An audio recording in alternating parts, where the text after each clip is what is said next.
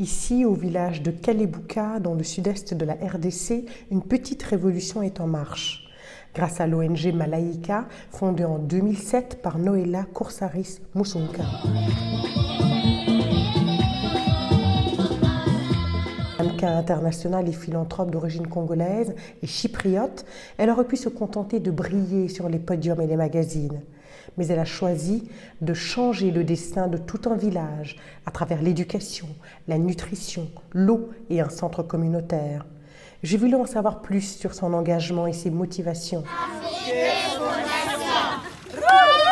La première question porte sur son enfance. Je suis née au Congo, je suis fière d'être africaine, je suis moitié chypriote, moitié congolaise. Mon père est décédé quand j'avais 5 ans. J'étais la seule enfant unique, donc ma mère n'avait aucun moyen de pouvoir me garder et elle était très éprouvée par rapport à la mort de mon père.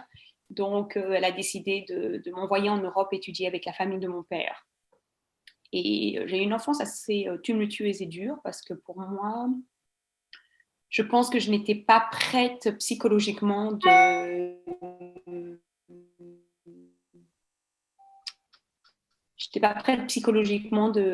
perdre mon père et ma mère et d'arriver dans une famille que je connaissais à peine, un nouveau pays, il fait froid et ma tante avait que des garçons, donc je pense qu'elle n'était pas habituée d'avoir une fille. Et d'ailleurs, pendant toutes ces années que j'ai vécues avec elle, elle me coupait les cheveux courts. Donc moi, j'ai grandi une enfance assez dure et une enfance où j'étais un garçon manqué. Et ce qui est très bizarre, c'est qu'en fait, ma fille, elle me voit dans mon milieu de mode, d'événements, de Malaika, aller sur place au Congo. Elle vient me voir à une séance photo et ma fille, en fait, elle grandit très féminine. Mais moi, je n'étais pas cette fille-là féminine, en fait, à son âge. Donc, de l'âge peut-être de 5 ans à 12 ans, j'étais complètement un garçon manqué, en fait. Et je pense que c'est pas grave parce que je prends toujours le positif des choses. J'ai mis toute mon énergie dans mes études. Quand je passe cette époque, en fait, de garçon manqué ou quand mes cheveux commencent à pousser, etc., que je deviens assez féminine, beaucoup de gens m'arrêtent en fait dans la rue pour me dire mais tu devrais faire la mode et ci et ça. Et puis j'ai dit non, ma mère a trop sacrifié, je ne peux pas aller dans un métier qu'on ne sait jamais qu'est-ce qui nous attend le prochain jour, parce que ta carrière peut être très longue, mais elle peut être très courte aussi. Donc, j'ai eu toujours peur. Moi, à cause qu'en fait de ce bagage de ma famille, de perdre ma mère, mon père, j'ai toujours eu en fait une peur en moi. Qu'est-ce qu'est l'avenir? Donc, j'ai toujours grandi en voulant avoir des bases très sûres de tout ce que je faisais. Et je suis une personne très organisée.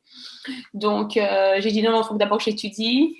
Mais quand je suis venue à Londres pour apprendre l'anglais, j'ai toujours voulu travailler pour des grosses compagnies. Je suis très career-driven person.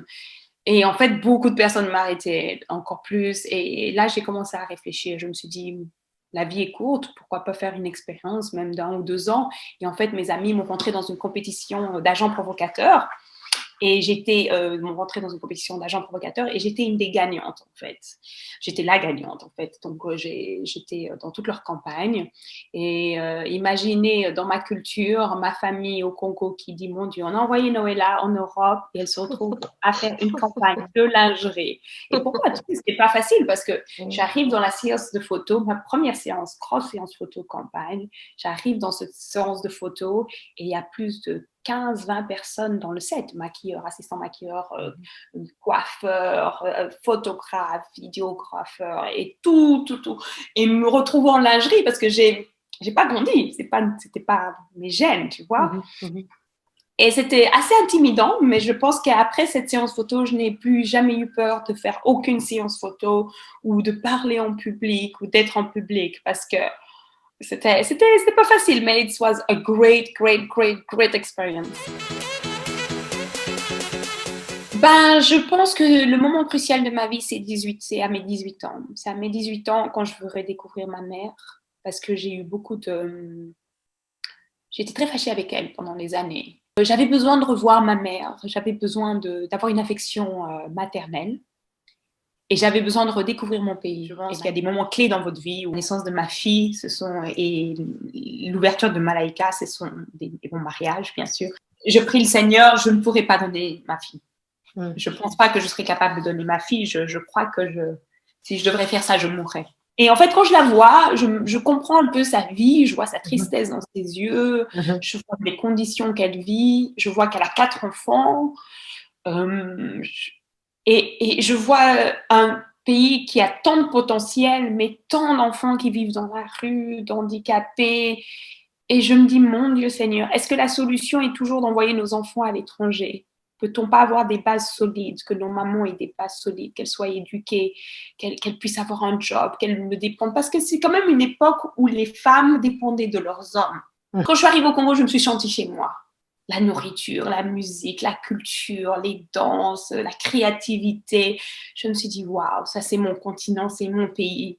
Et j'aimerais tellement lire des articles sur mon pays et donc sur mon continent, plein de positivité, de la joie que je vois et non toujours la misère, la corruption et toute cette négativité et ces stéréotypes qu'on a de l'Afrique. Absolument. Et je me suis dit, un jour, je reviendrai dans mon pays et un jour, je ferai quelque chose pour mon pays. Malaïkas, j'ai commencé sur un papier. C'était d'abord le sponsoring de 10 filles qui étaient orphelines, qui étaient abandonnées ou qui étaient abusées sexuellement. On contribuait à leur école, à leur orphanage, à leur école et à leur orphelinat. Absolument. Mais pour moi, c'était plus important de construire une école de qualité. Parce que j'ai voyagé beaucoup en Afrique et je voyais les écoles, et je me suis dit non, moi, si je dois construire une école, ce sera une école, mais de qualité, une école qu'on peut voir au Congo, qui est aussi belle qu'une école en Angleterre où mes propres enfants vont. Et l'école Malaïka, en fait, Malaïka, les gens pensent que c'est une école, mais ce n'est pas qu'une école. Malaïka, c'est un écosystème qui peut être construit en plusieurs étapes et qui peut être repliqué dans n'importe quel contexte et n'importe quelle communauté dans le monde. On a 4 piliers. On a construit et on manage une école de leadership for girls. On a construit et on manage un centre communautaire. On a 20 puits d'eau qu'on a construits et on cultive notre nourriture qui va à la cantine pour nourrir nos 370 élèves chaque jour. Magnifique, et ce blueprint a été conçu après 13 ans.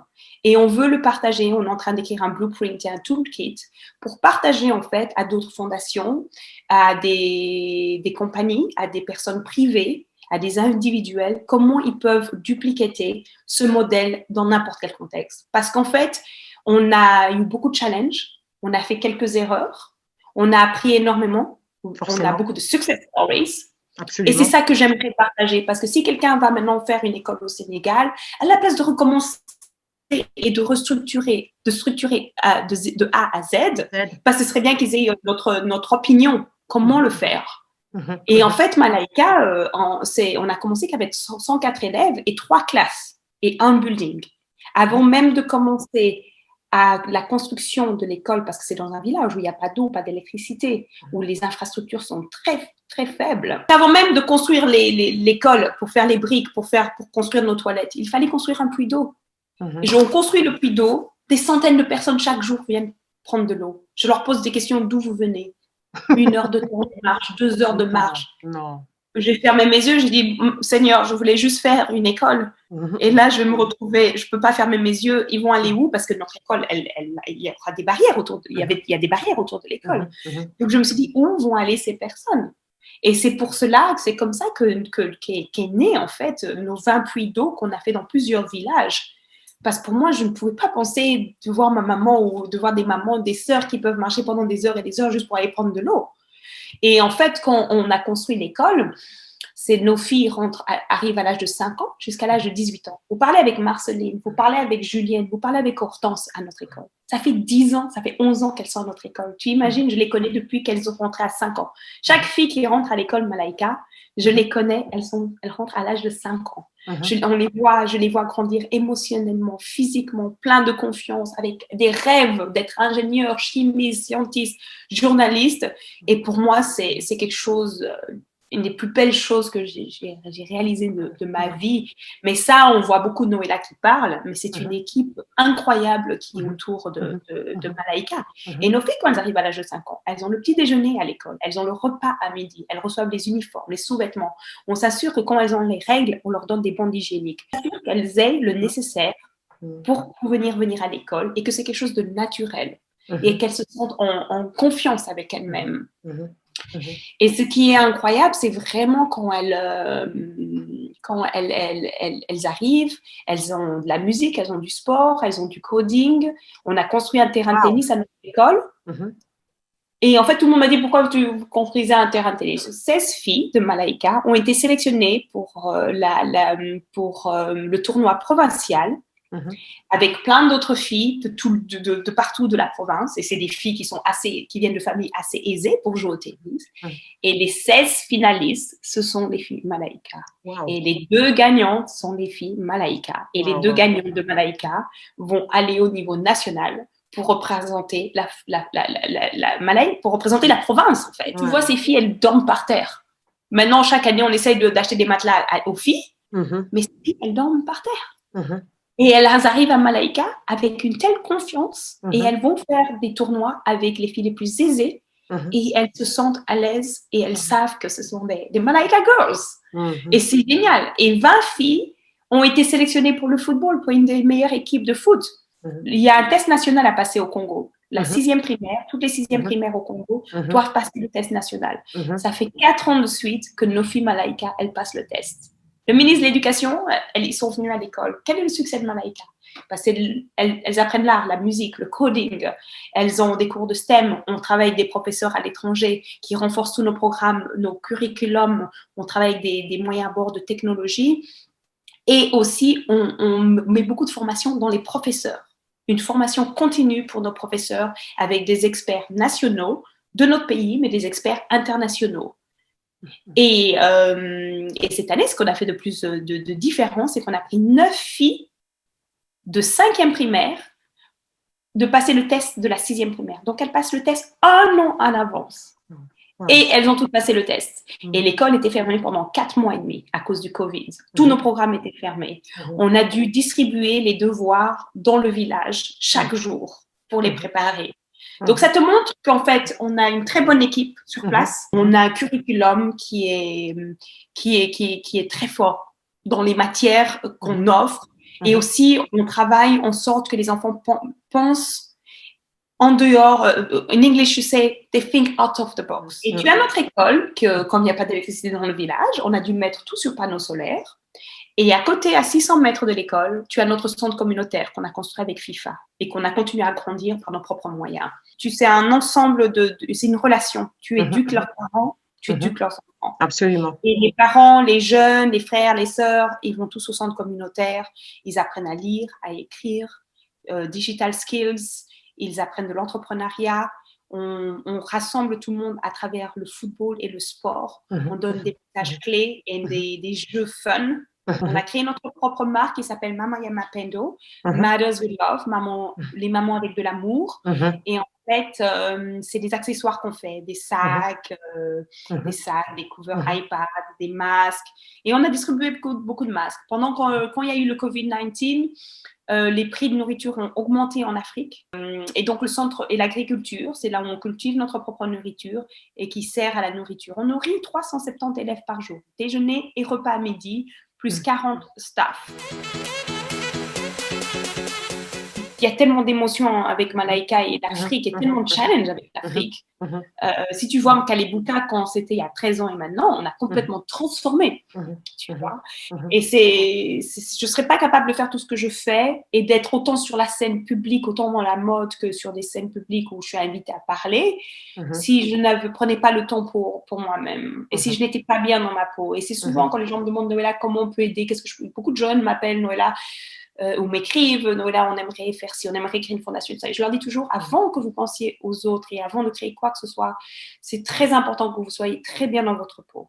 Vaut mieux peut-être aider qu'une personne ou peut-être même aider votre voisin que d'aider plein de personnes et après tout s'écroule. Parce que le problème aussi de Malaika, c'est qu'il y a eu des fois où c'était tellement dur de récolter de l'argent, tellement dur de tenir tout.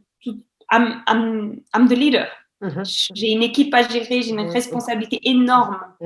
Tu vois, et des fois, il y a des moments où j'ai eu des grands moments de doute, et surtout cette année où toutes nos donations sont tombées à moins de 50%. J'ai eu des nuits blanches parce que vraiment exceptionnelles. Et nos enfants, nos filles sont incroyables et elles vont changer et transformer leur communauté, leur pays et leur continent.